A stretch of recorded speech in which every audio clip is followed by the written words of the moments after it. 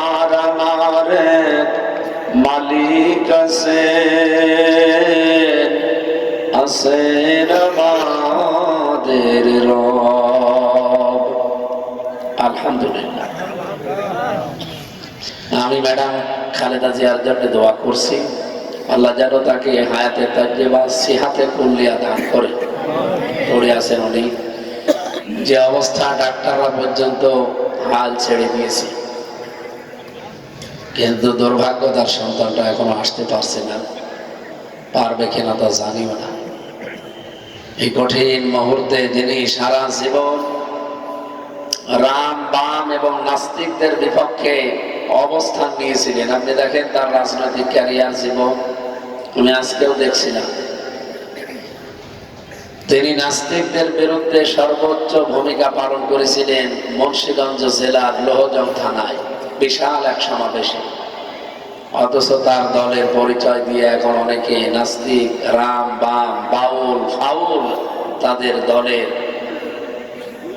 অবস্থান পর্যন্ত ঘোষণা করছে যে তাদেরকে আঘাত করা মানে আমাদেরকে আঘাত করা। ম্যাডাম খালেদা জিয়া যদি সুস্থ থাকতেন ভালোভাবে, কথাগুলো আমার মনে হয় তারা বলতে পারত না। কিন্তু যেহেতু বয়সের একটা দ্বার প্রান্তে এসে গেছে, 80 বছর চলছে, 80 বছরও মানুষ মরে না, 100 বছর পর্যন্ত হায়াত পায় নাকি? ডক্টর মোহাম্মদ ইউনূস কত বছর বয়স? 83। তার মানে খালেদা জিয়ার চাইতেও প্রায় 3 বছর বড়। সে যদি এখনো সুস্থ থাকতে পারে, মেয়ে লোকটা আরো বেশি পরে মরে, পুরুষের চাইতে বেশি পরে মরে না?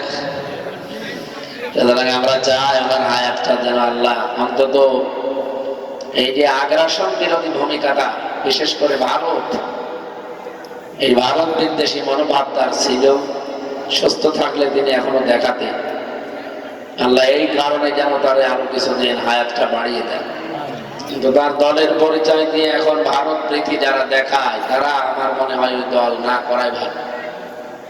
আপনারা দলের বদনাম করছেন, আপনার কথা খারাপ লাগলেও এটাই সত্য কথা, যে ভারত আপনাদের মতো মানুষকে এত বছর গুম করে রেখে দিয়েছিল, আর তারা এসে যদি এখন ভারতের সাফাই গায়,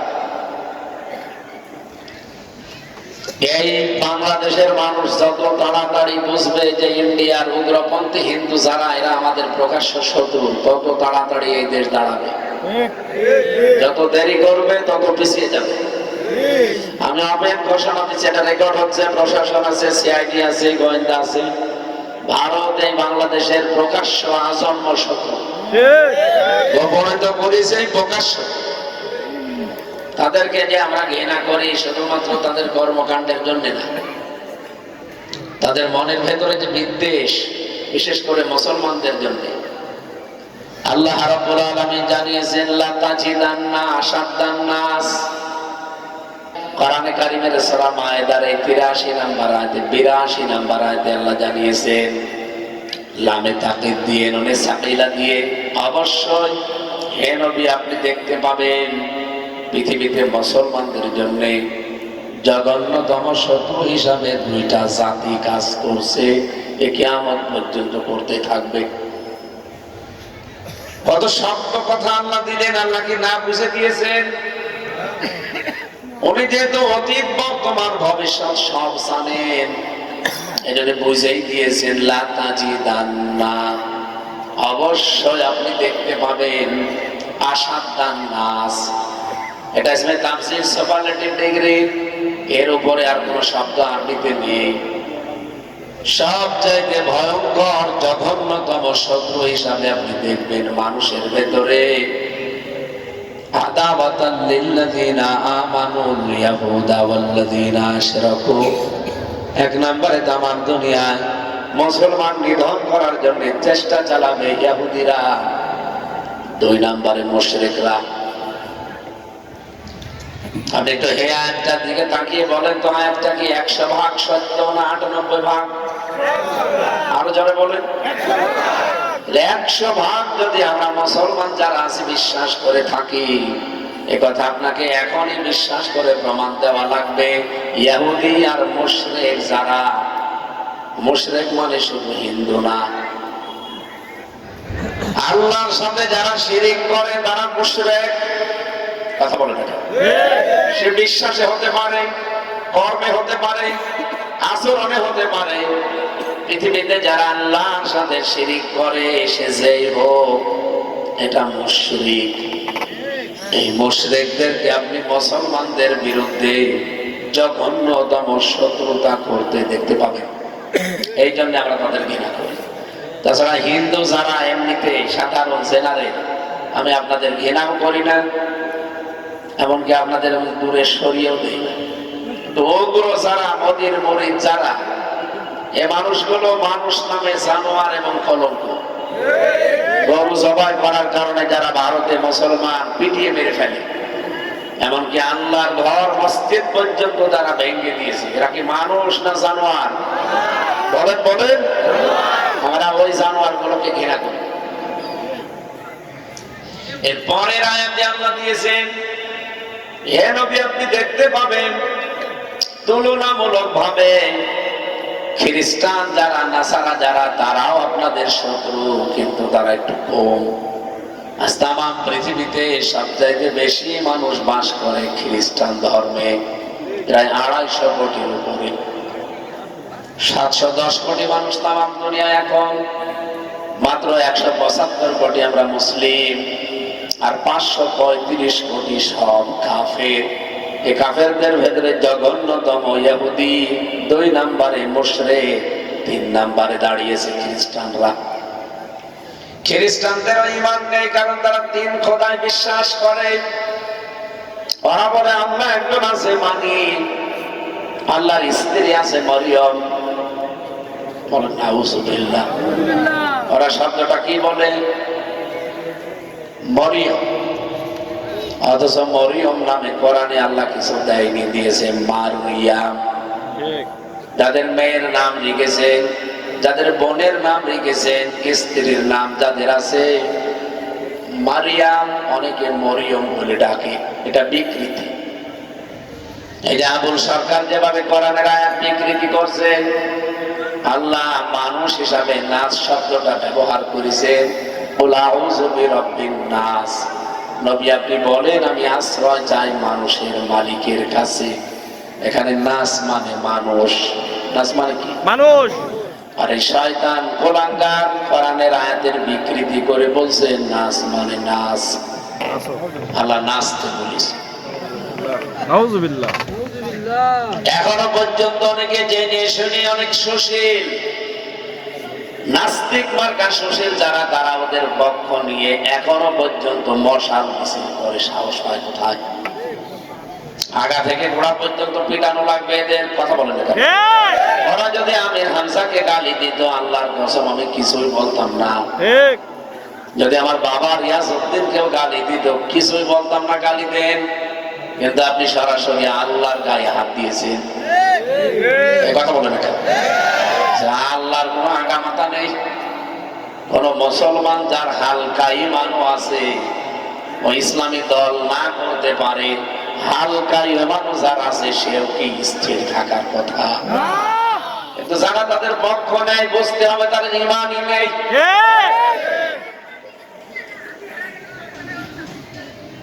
এই জন্য মুশরিক। এরপরে আল্লাহ যেহেতু নাসারাদের নাম দিয়েছে, 3 নম্বরে ওরা মনে করে তাহলে এখান থেকে সংশোধনী কি, মরিয়ম বলে আর টাকা যাবে না, তাহলে গুনাহ হবে। মারিয়াম বলা, কি কথা বুঝতেছে? কি বলা লাগবে? কারণ এই শব্দটা আল্লাহ কোরআনে দিয়েছেন, একটা সূরায় নাযিল করেছেন, সূরা মারিয়াম। আপনার 40টা নাকি হবে এই শব্দটা উচ্চারণ করবে। মিম র ইয়া মিম, মারিয়াম। 40টা নাকি পাবে না। যদি মরিয়ম বলে 40টা গুনাহ, কারণ অর্থ বিকৃত হয়ে গেছে। শুদ্ধ তেলাওয়াতের এত দাম, এত মর্যাদা নবীজি দিয়েছেন। কোরআনে কারীম যাদের অন্তরের ভেতরে নেই, ওগুলো মানুষের অন্তরেই বলা হয় না। ইন্নাল্লাযী লাইসা ফী জাওফিহি শাইউম মিনাল কুরআন কাল বাইতিল খরিব। নবীজি বলেন যে অন্তরের ভেতরে আল্লাহর কোরআন নেই, ওটা মানুষের অন্তর না, ওঝার গৃহ, শয়তানের ঘর।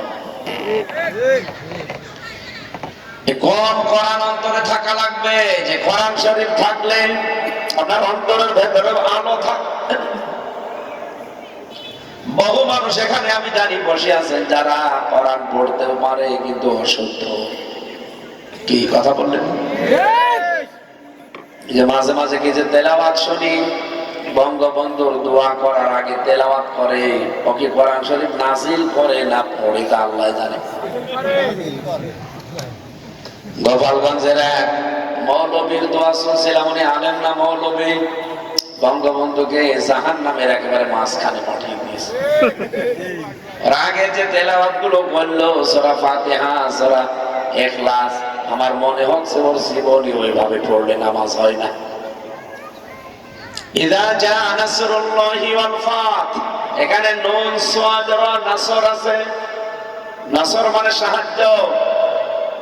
আল্লাহ পাক বলেন যখন আল্লাহর সাহায্য আসবে তখন আপনি বিজয় দেখতে পাবেন।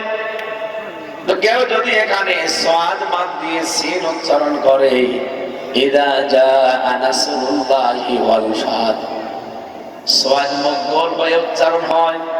এটা যদি কেউ সিম্পলি উচ্চারণ করে নাসরুল্লাহ, নাসরুল্লাহ সাদ মুখর না করে সিন দিয়ে উচ্চারণ করলে নুন সিন র, এই নাসর মানে ঈগল পাখি। বাংলা অর্থ কি দাঁড়িয়েছে দেখেছেন? যখন আসবে ঈগল পাখি তখন বিজয় পাবেন। খালি একটা অক্ষর পাল্টিয়েছেন আপনি, পুরা অর্থ চেঞ্জ হয়ে গেছে। কুষ্টিয়াবাসী, আমি যেটা এখান থেকে বলতে চাই, খ্রিস্টানরা যেহেতু মরিয়ম বলে ডাকে, এমনকি তারা আল্লাহর স্ত্রী বলে, তাকে বলেন নাউজুবিল্লাহ, এবং তারা হযরত ঈসা আলাইহিস সালামকে বলে এটা আল্লাহর সন্তান। এজন্য খ্রিস্টানরা কাফের। খ্রিস্টানরা কি কাফের হলেও তারা মুসলমানদের শত্রুতা খুব বেশি না, ওরা কাছাকাছি শত্রু। ইহুদি খ্রিস্টানদের মধ্যে তো জঘন্য না। তারা দুনিয়ার দিকে তাকিয়ে বলে, আমি যতটুকু লেখাপড়া করি দেখি বুঝি, ইহুদি এবং মুশরিকদের চাইতে খ্রিস্টানরা মুসলমানদের একটু আপন। ওদেরও বিবেক, ওদেরও ঈমান নাই, কিন্তু ওদের হালকা বিবেক আছে। যদিও খ্রিস্টান এখন আর ওই খ্রিস্টান পৃথিবীতে নেই যেভাবে খ্রিস্টান হওয়া দরকার। ডোনাল্ড ট্রাম্প খ্রিস্টান, কিন্তু খ্রিস্টান ধর্ম মানে না। এজন্য খ্রিস্টান যারা, তাদের মুখের কথা এবং মনের ভেতরে একটা আকুতি আছে যে মুসলমানদের আমরাও শত্রু, কিন্তু এত জঘন্য না।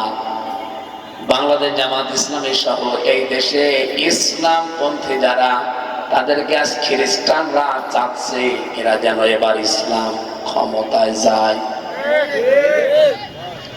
ইহুদিরা তো চাই না, মুশরিক দাদা বাবুরা তো চাই না, খ্রিস্টানরা চাচ্ছে। যদিও তারা শিরিক করে আল্লাহর সাথে, তারাও কাফের।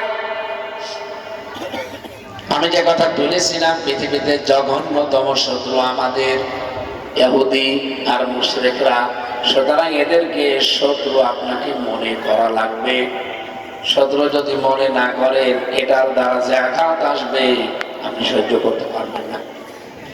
আমার কথার অর্থ বুঝেছে? এই জন্য পৃথিবীতে নিকৃষ্টতম মানুষ আমরা মনে করি এক নম্বরে ইহুদি, দুই নম্বরে মুশরিক। মুসলমানদের ভেতরে এখন যেহেতু শিরিক প্রবণতাটা বেশি, নামে মুসলমান কিন্তু কাজ করে সব আল্লাহর সাথে শিরিক পূর্ণ। শিরিক যারা করে তারা আমরা বলি মুশরিক হয়ে যায়। এই জন্য তারা এখন মুসলমান নাম নিয়ে প্রকৃত মুসলমানদের বিরোধিতা করছে। এই কথা বলছে কোরআনে কারিমে বহুবার এই আয়াতটা মানুষকে বুঝিয়েছি। সূরা সূরার 13 নম্বর আয়াতের শেষের আগে আছে, কাবুরা আলাল মুশরিকিনা মা তাদউহুম ইলাইহি। হে নবী, আপনি যেদিকে মানুষকে ডাকেন যে আসো আল্লাহর বিধান এই জমিনে কায়েম করি, এটা শুনলে সবচাইতে বেশি মন খারাপ করবে, রাগ হবে মুশরিকদের। আল্লাহর এই জমিনে 54 বছর আমরা ধরার চেষ্টা করছি, এমনকি তার আগে থেকে সেই 41 সাল থেকে সব মিলে প্রায় 83 বছর এ জমিন আল্লাহর বিধান চলবে। আল্লাহর এই কথা ছাড়া জামাত ইসলামী অন্য কথা বলে না, বলে না। এ কথাই আমরাও বলছি। আমার এই 33 বছরের আমার মনে হয় প্রায় 20 বছরে আমি এ কথা বলি। যাদের বয়স 50 বছর তারা অলরেডি 35 থেকে 40 বছর এই কথাই বলে। আল্লামা সাইদি 50-60 বছর একাধারে এই কথাই বলেছিলেন। কিন্তু তাদের সব জায়গায় বড় বাধা দিয়েছে জমিনে দিন কায়েম না হোক যারা, তারা কিন্তু আমরা জানি কাফের না, তারা ইহুদি না, তারা খ্রিস্টানও না, তারা মুশরিক। এই কথা বলে না কেন? কারণ শিরিক যারা করে তারা যেহেতু মুশরিক হয়ে যায়, তাদের কাছে খারাপ লাগবে, এটা কষ্ট হবে, তারা বাধা দেবে। এই কথাকে আমি বানালাম।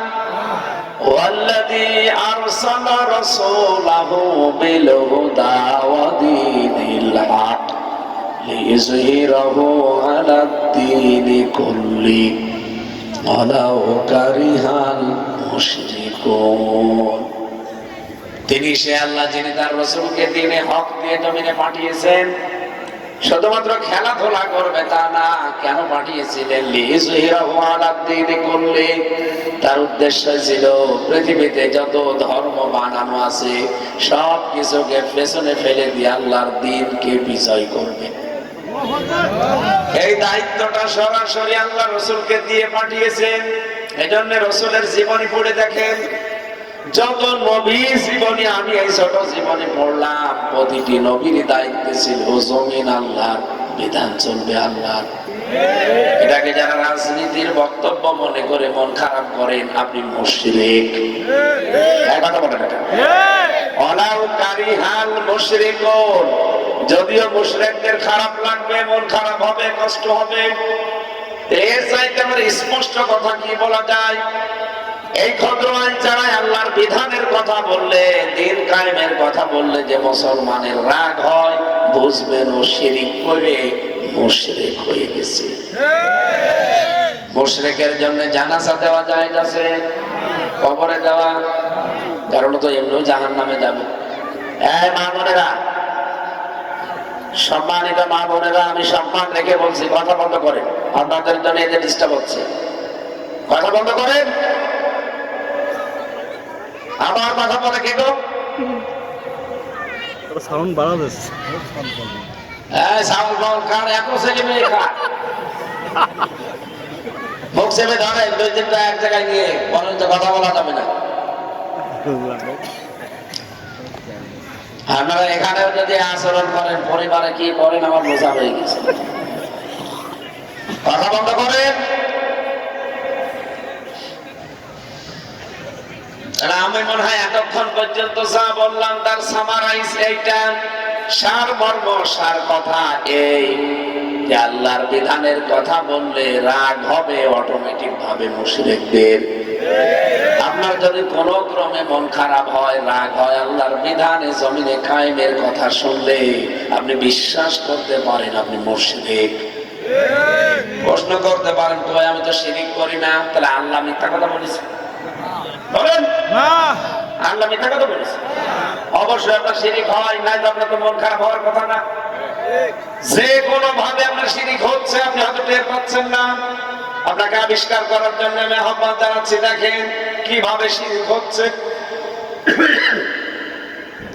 শিরিকের যতগুলো স্তর আছে, আমি তাফসীরে 120টা স্তর পড়েছি শিরিকের। শিরিক বে জাত, শিরিক বে সিফাত, শিরিক বিল ইখতিয়ার, শিরিক বিল হুকুক। তবে একটা একটা করে আমি 120 প্রকার শিরিক পেয়েছি। আমার তো মনে হয় আমাদের 120 প্রকারের 118 প্রকারই আছে। অথচ এত বড় বিশাল পাকায় দিয়ে মনে হচ্ছে আমি পাকা, একেবারে খাঁটি ইমানদার। 1500 বছর আগে একটা আয়াত নাযিল হয়েছে, আপনাদের আমি আরবিটা বলছি, লিয়ুকাররিবুনা ইলাল্লাহি সুলফা। সূরা জুমারের ভেতরে আছে, হে নবী এই মুশরিকদেরকে যদি আপনি জিজ্ঞাসা করেন যে এই দেবতাগুলোর পূজা করো কেন, এই মাটির পাথরের মূর্তি বানিয়ে এর সামনে মাথা আমাকে করো কেন, কি চাও এদের কাছে, ওই মুশরিকরাও বলবে আমরা এদের পূজা করি না, এদের মাধ্যমে আমরা আল্লাহর কাছে যেতে চাই। ১৫০০ বছর আগে যদি ওই কাফের মুশরিকরা কথা বলতে পারে, আজ বাংলাদেশে বহু নামধারী মুসলমান যারা বিভিন্ন পীরের কাছে যায়, তাদেরও বিশ্বাস এটাই যে আমরা বাবাকে কিছু করি না, এই বাবার মাধ্যমে আমরা আল্লাহর কাছে যেতে চাই। অথচ আল্লাহ পর্যন্ত পৌঁছাতে পৃথিবীর কোনো দালাল ধরা লাগবে না, কোনো মাধ্যম লাগবে না। ওরা যে আয়াতটা পড়ে দলিল দেয়, ওরা বানিয়ে বলে ওইটা অবতাগু ইলাইহিল ওয়াসিলা, ঈমানদারেরা আল্লাহকে ভয় করো আর আল্লাহ পর্যন্ত পৌঁছাতে একটা ওসিলা তালাশ করো। ওরা বলে ওসিলা মানে বাবা, পীর, অথচ এখানে ওসিলা মানে নেক আমল। কি নেক আমল মানে? বহু মানুষ আমরা মনে করি আমল মানে বসে বসে সুবহানাল্লাহ পড়ছে, আমল করছে। বসে বসে সুবহানাল্লাহ পড়া কি আমল? এটা তো জিকির। আমি আবার বলছি, আমল মানে কি বলেন? আরবিতে বলে আমল, বাংলায় বলে কাজ, ইংরেজিতে বলে ওয়ার্ক, বিভিন্ন ভাষায় এই নাম আছে। তাহলে যে বসে বসে তসবিহ টেপেন আর মনে করছেন লোকটা আমলদার হয়ে গেছে, ও কিসের আমল করে? ও তো বসে আছে। আমল মানে আপনাকে কাজ করা লাগবে, নেক কাজ যেটা, ভালো কাজ যেটা, মানুষের উপকার হয়, মানবতার কল্যাণ হয়, এইটার নাম আমল। আমি বসে বসে তসবিহ 1000 বার টিপলাম, কি মানুষের উপকার হচ্ছে বলেন? বলেন। আপনাকে আল্লাহ শুধু জিকির করার জন্যই পাঠিয়েছে না, জিকির করবে, তাসবিহ করবে, আল্লাহর প্রশংসা করার জন্য। এই জগতে সৃষ্টির অভাব নেই। 7টা সূরা আয়াতটা পেয়েছি, সাব্বাহা লিল্লাহি মা ফিস সামাওয়াতি ওয়া মা ফিল আরদ ওয়া হুয়াল আজিজুল হাকীম। শুনেন একবার আল্লাহ পাক বলেন, আসমান আর জমিনে যত সৃষ্টি আমি বানিয়েছি সবাই আমার তাসবিহ করছে, জিকির করছে। ও মানুষ, তোমাদেরকে আমি জিকির করার জন্য বানাইনি, তোমাদেরকে বানিয়েছি আমার খলিফা করে। কি করে? খলিফা। ইন্নী জাইলুম ফিল আরদি খলিফা, আমি জমিনে তোদেরকে খলিফা করে পাঠালাম। খলিফার কাজ কি? আমি আল্লাহ যেটা করতাম ওটা যেহেতু আমার দ্বারা সাজে না, এই জমিনে এসে আল্লাহ তার বিধান কায়েম করা এটার দায়িত্ব তার, কিন্তু এটাকে আল্লাহর শানে মানায়। কথা বলেন না, এটা যেহেতু মানাচ্ছে না, এই জন্য ওই দায়িত্বটা দিয়ে আল্লাহ আমাদের পাঠিয়েছেন। এই জন্য এই জমিনের সবচাইতে বড় ইবাদত, দায়িত্ব আমাদের জন্য এই জমিনে আল্লাহর খেলাফত কায়েম করা। কত উল্টা পাল্টা লোক আছে, ইসলাম না বুঝে আমাদের ভুল ধরে, আর উনি এই কথা বললো। আর ভাই আমি বানিয়ে বলেছি, কোরআনে আছে আল্লাহ আমাদের জমিনে খেলাফতের দায়িত্ব দিয়ে পাঠিয়েছেন। এই 54 বছর হয়ে গেল দেশটা স্বাধীন হওয়া, জমিনে আমরা তো নেই, আমরা আছি বিভিন্ন জায়গায়। এই জন্য জমিন জালেমরা ফাঁকা পেয়েছে, 180 মাইল বেগে চালিয়েছে। এবার আর এই জমিন ফাঁকা না, এই জমিনে এখন আল্লাহর খলিফারা পদে পদে সিটি আছে। এবার জমিনে যদি শয়তানি করতে চান, আল্লাহর খলিফাদের মোকাবেলা করে করা লাগবে। এমনি এমনি ছাড় দেওয়া যাবে না। খুব ছাড় দিয়েছি 54 বছর। আমরা বিভিন্ন দরগায়, বিভিন্ন আস্তানায়,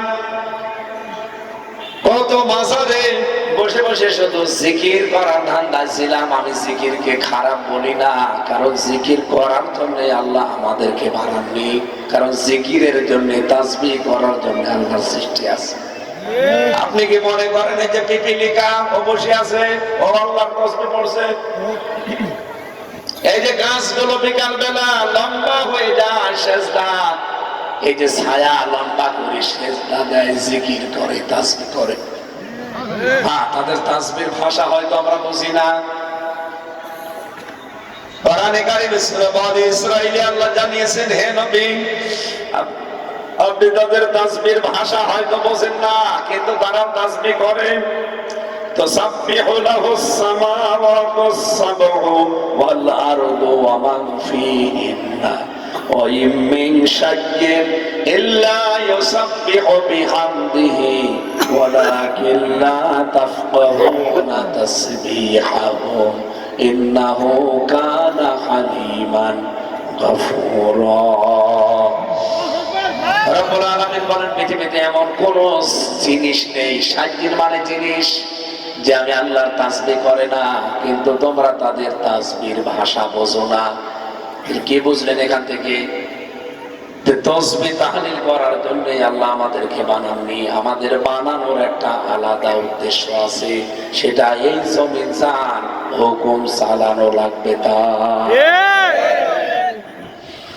তাহলে শিরক বিজাত, শিরক বিসিফাত, যেটা ইহুদি খ্রিস্টান মুশরিক ওই জামানার কাফেররা করতো, হয়তো বুঝে করুক না বুঝে করুক, বাংলাদেশে আমরা যারা এখন এই শিরকে লিপ্ত আছি, দেখেন তারাই পীরের নাম নিয়ে হলে জমিনের দিন কায়েমের বিপক্ষে কথা বলে। তার মানে পীর হয়েও অনেকে মুশরিক, এই কথা বলা লাগবে। আলেম হয়ে অনেকে মুশরিক। সাফ কথা, আমার জমিনে দিন কায়েম হবে, আল্লাহর বিধান, এটা যারা চায় না তারা মুশরিক। আবু জাহেল ছিল মুশরিক। ও যদি মরে গেলে ওর জানাজা না হয়, উদ্ধ করে মাটিতে চেপে রাখে, পুঁতে ফেলে। এ জমিনেও যারা এভাবে মরবেন মুশরিক হয়ে, আমার মনে হয় আপনার জানাজা দেওয়া, কবরে দেওয়া এই অনুষ্ঠান বাংলাদেশে বন্ধ করা দরকার। কবরে দিয়ে তো আপনার লাভ নেই, কবরের মাটি নষ্ট হবে, আপনাকে পুড়িয়ে ফেলাই ভালো। কারণ 3.5 হাত জায়গা কম না, একজন একটা বাড়ি বানিয়ে থাকতে পারবে। ঠিক, আপনি তো এমনিতেও জাহান্নামে যাবেন, মুশরিকরা যাবে কোথায়? আরো জোরে, জাহান্নামে। তো মুশরিকরা জাহান্নামে যাবে, তো আপনি আগেই পাঠিয়ে দেই। আমার কথার অর্থ বুঝে কি রাগ হয়ে গেল? বলেন বলেন। সাফ কথা এটা ভাই, বাংলাদেশে যারাই আল্লাহর বিধান কায়েম হোক এটা চাই না, সে যে দলের লোক হোক, মুশরিক। আরো জোরে বলেন।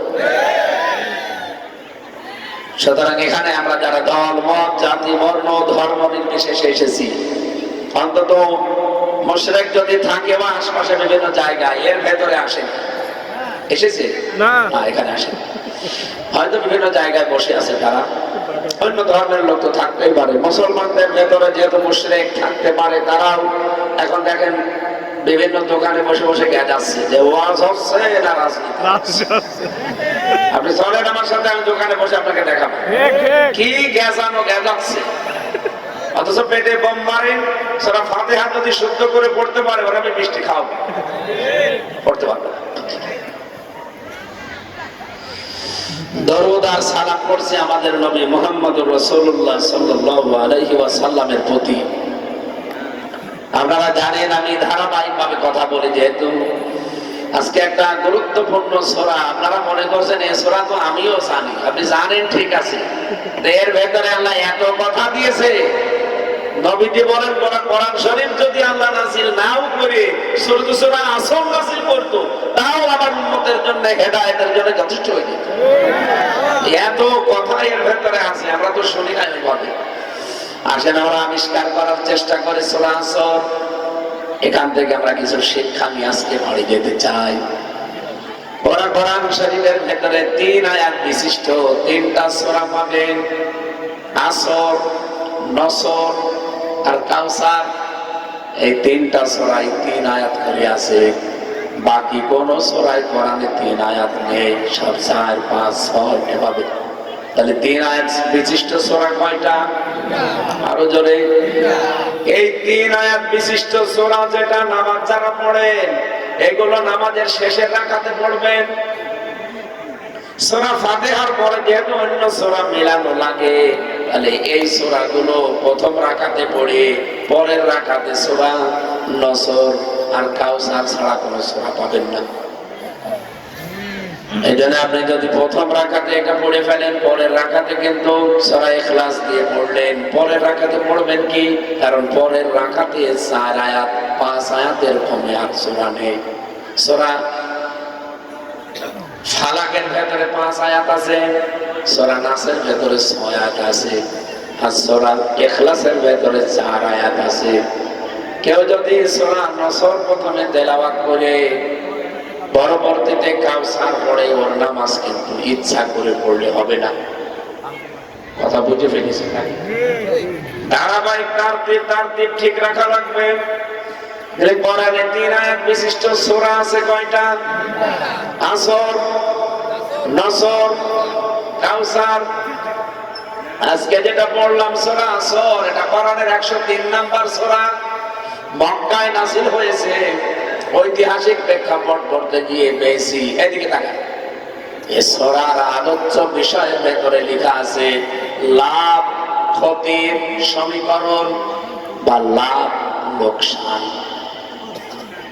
বিশ্বনবী মুহাম্মদ রাসূলুল্লাহ 1 থেকে 40 বছর পর্যন্ত পুরো আরব জাহানে তার কোনো বদনাম ছিল না। তিনি সবার কাছে ছিলেন আল আমিন আস সাদিক। মানুষ তাকে এত বিশ্বাস করতো, নিজেদের দল যারা করে কাফেরদের ওই নেতাদের কাছে তারা টাকা পয়সা আমানত রাখতো না। এই টাকাগুলো তারা আল আমিন আস সাদিক মুহাম্মদ রাসূলুল্লাহর কাছে রেখে দিত।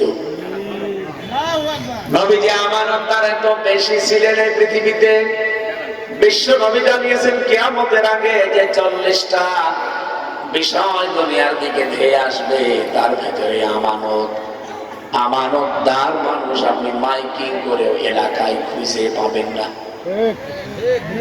আমার মনে হয় এই আলচারা ইউনিয়নে এখন যদি মাইকিং করা যায় যে আমানতদার মানুষ আছে, একটা মানুষকেও আপনি দেখাতে পারবেন না। আমানত মানে শুধুমাত্র টাকা পয়সা রাখলেই ফেরত দেয়, এটা আমানত না। এ ভোট আমানত। কথা বলে না কেন? বলতে পারেন হুজুর ভোটে বানিয়েছেন তো। আরে ভাই না, একথা আমি এর আগেও বলেছি, সে 11 সাল থেকে, তখন তো ভোটে দাঁড়ায়নি। সূরা নেসার 58 নাম্বার আয়াতে বাড়িতে তাফসিরে মারিফুল কোরআন বিলামের বাংলায় লেখা আছে ইন্নাল্লাহা ইয়া'মুরুকুম আন তু'আদ্দুল আমানাতি ইলা আহলিহা। অবশ্যই আমি আল্লাহ তোমাদের সবাইকে নির্দেশ দিলাম, তোমাদের যাবতীয় আমানত তার প্রাপকের কাছে পৌঁছিয়ে দিবা। এই কুষ্টিয়াতে সদর থানায় মনে করেন 10 জন ভোটে দাঁড়াবে। এই 10 জনের ভেতরে যার দ্বারা আপনার মনে হয় যে রাষ্ট্রের সম্পদ সংরক্ষণ হবে, মানুষের অধিকারগুলো আদায় হবে, আপনার এই ভোট নামক সাক্ষী আমানত তাকে দেওয়া আপনার দায়িত্ব। এরকম মানুষ আমরা দেশে কিন্তু খুব বেশি পাবো না। অনেকেই কিন্তু বিক্রি হয়ে যাবে, শুধু চা বিড়ি আর কিছু টাকা দিলে আমানতের দায়িত্ব শেষ। নবীজি তার এমনি বলে নাই যে কিয়ামতের আগে মানুষকে মাইকিং করে আপনি এলাকায় একটা আমানতদার মানুষ খুঁজে পাবেন না। আমি আয়াতের ভেতরে আমানত পেয়েছি 9 প্রকার। কত? 9 প্রকার। এই যে কথা বলছে এটা আমানত। একজনকে বললাম যে ভাই এই কথাটা আপনি অন্য জায়গায় বলবেন না, ও দেখা যাচ্ছে আর এক জায়গায় বলে দিয়েছে, আমানতের খেয়ানত করেছে। এরকম আমানতের খেয়ানত করা মানুষ দেশে এখন নেই। যাই ছিল দিন দিন আরো বাড়তেছে। ঠিক আমার ভাইরা, আমি যে কথা এখান থেকে তুলতে চাই, ওঠেন কারাগো, কি এত পোশাক লাগে আপনার? হ্যাঁ, আপনাকে মুসলমানে একেবারে জায়গা মতো দিয়ে দেবে।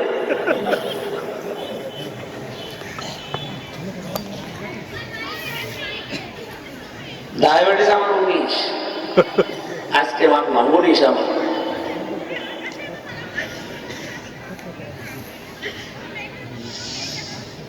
আমার ভাইরা, সূরা আসরের তাফসীর করার জন্য বসেছি, যেহেতু বিশ্বনবী মুহাম্মদুর রাসূলুল্লাহ আমানতদার ছিলেন। কেমন তার জীবন আমি 2 মিনিট বলছি। যেদিন তাকে মেরে ফেলার জন্য কাফেররা লাল ওট ঘোষণা দিয়েছে 100, আবু জেহেল সংসদে দারুন নদওয়ায় আইন পাশ করেছে যে মুহাম্মদের মাথা যদি কেউ জীবিত অথবা মৃত নিয়ে আসতে পারে 1,100 লাল উট দেওয়া হবে। লাল উট মানে এখন বাংলাদেশের 100টা এই যে এসপি ভলভো বাস, এক একটা বাস মানে একটা করে উট। ওই জামানায় বলেন তো 100টা যদি এসপি বাসের মালিক, তাও ভলভো যেটা যেটা এক একটার দাম 6 কোটি করে দাম, এটা যদি আপনাকে বলা হয় যে আমির হামজার মাথা নিয়ে আসতে পারলে এই বাস দেওয়া হবে, এলাকায় কেউ বসে থাকবে না, সবাই দৌড়াবে। ওই জামানায় দৌড়িয়েছিল 22 জন তরবারি নিয়ে ছুটে গেছে নবীজির ঘরে, চারিদিকে তারা খোলা তরবারি নিয়ে দাঁড়িয়ে আছে। বিশ্বনবী নিজের জামাই হযরতে আলীকে ডাক দিলেন ঘরের ভেতরে, বললেন আলী তুমি আমার বিছানায় আমার চাদরটা উপরে দিয়ে শুয়ে পড়ো, আমার এই বিছানায় যারা আমাকে মেরে ফেলার জন্য তরবারি নিয়ে দাঁড়িয়ে আছে ওদের বিভিন্ন আমানত টোপলা বাঁধা বাঁধা আমার কাছে রেখে গেছে। ওরা ওদের নেতাকে বিশ্বাস করে না, কিন্তু আমারে বিশ্বাস করে। আমি যদি এখন এগুলো নিয়ে পালিয়ে চলে যাই তাহলে আমার আলামিন নামের কলঙ্ক হবে। কোন নাম? আলামিন। বলেন বলেন। আলামিন। আমার এই নামের কলঙ্ক হয়ে যাবে যে আলামিনের কাছে রেখেছিলাম, ওই পালিয়ে গেছে। সুতরাং তোমারে আমি এই জায়গায় রেখে গেলাম। আর ওই যে টোপলা গুলো দেখতে পাও ঘরের কোনায় রাখা আছে, ওর নাম লেখা আছে। সকালবেলা ওরা যখন এসে আমারে পাবে না, তোমারে যখন পাবে তুমি আমানত গুলো তার কাছে বুঝে বুঝে দিয়ে দিও। ও বাংলার মুসলমানেরা, যে নবীর আদর্শ প্রতিষ্ঠার জন্য এত চেষ্টা করি, টের পাচ্ছেন কেন? চিন্তা করে দেখেন, সেখানে জীবন মরণ নিয়ে টানাটানি, নিজের জামাইকে রেখে যাচ্ছে। চিন্তা করে নিজের জামাইকে মরণের বিছানায় রেখে যাচ্ছে কেন? কারণ আমানতের দায়িত্ব পালন করা লাগবে। ঠিক। আমরা বাংলাদেশটাকে যদি এইভাবে তৈরি করতে পারতাম যে তাকে দায়িত্ব দেওয়া হবে, আমানতের দায়িত্ব সে যেন পালন করতে পারে, বাংলাদেশ আল্লাহর কসম 15 বছর লাগবে না, 5 বছরে বিশ্বে দাঁড়িয়ে যাবে। আমিরে জামাত এমনিতে এত সাহস দেখায় যে আপনারা মাত্র দিয়ে দেখেন 2 বছরে আমরা দেশকে দাঁড়িয়ে ফেলবো। দাঁড় করিয়ে এমনি ফেলবো না, কারণ আমরা এরকম মানুষ এদেশে তৈরি করেছি, কোটি কোটি টাকা তাদের কাছে দিলেও তারা মারিং কাটিং করবে না। আমি একেবারে পারফেক্ট বলবো না জামাত ইসলামী বাংলাদেশকে, কিন্তু আল্লাহর কসম কোরআন আমার সামনে আমি মাথায় নিয়ে বলতে পারি, এই দেশে যতগুলো রাজনৈতিক দল আছে 73টা, তুলনামূলক ভাবে সবার উপরে বাংলাদেশ জামাত ইসলামী। আপনি কোন দিক থেকে বলবেন বলেন? বলতে পারেন তার দাড়ি ছোট ছোট, ওদের তো দাড়ি ছোট, আর আপনার কি ছোট? বলে আমরা তো দাড়ি নেই। অর্থনৈতিক কারণে এই বাংলাদেশ জামাত ইসলামীতে বহু পরীক্ষা হয়েছে, কিন্তু তাদের 4 আনা পর্যন্ত এখনো দুর্নীতি ধরা পড়েনি। যদি 2-1 ধরা পড়ে, তার 14 গোষ্ঠী উদ্ধার হয়ে গেছে। কিন্তু বিশ্বে আমরা দেখেছি অনেক দল কমপক্ষে 4 বার বাংলাদেশকে দুর্নীতিতে চ্যাম্পিয়ন হয়েছে। তাদের মুখে জামাত ইসলামীর বদনাম করা এটা মানায়। সাজর যদি এসে সুসকে বলে যার পেছনে ফোটা, দাঁত মুখ ফেলে ফেলা থাকবে না? আমার তো ফোটা একটা, তোর হাজার হাজার। আমার তো মাত্র একটা ফোটা, আমি তো বন্ধ করে ফেলতে পারবো, তো 1000 ফুটো। আপনারা যে বদনাম করেন সুশীল নাম নিয়ে বিভিন্ন টক শোতে বসে বসে জামাত ইসলামের ভুল ধরেন, আপনি জামাতের এই কাজগুলো দেখেছেন? আপনার কাছে টাকা দিলে হাওয়া হয়ে যায়, আর এদের কাছে টাকা দিলে কি করে এরা বন্টন করবে সঠিক জায়গায় পাগল হয়ে যায়। আমি এমনি জামাত ইসলামে টাকা দিয়েছি, আপনি মনে করেন এত কষ্টের টাকাগুলো আমি তুলে দেই আন্দাজে? না, আমি জানি এই জায়গাগুলো টাকা দেওয়া আমানতের দায়িত্ব তারা সঠিকভাবে পালন করবে। আমি আবার বলছি ভাই, জামাত ইসলামী বাংলাদেশ পরিপূর্ণ পারফেক্ট না, তাদেরও দোষ আছে, তাদেরও ঈমান আমলে সমস্যা অনেক আছে।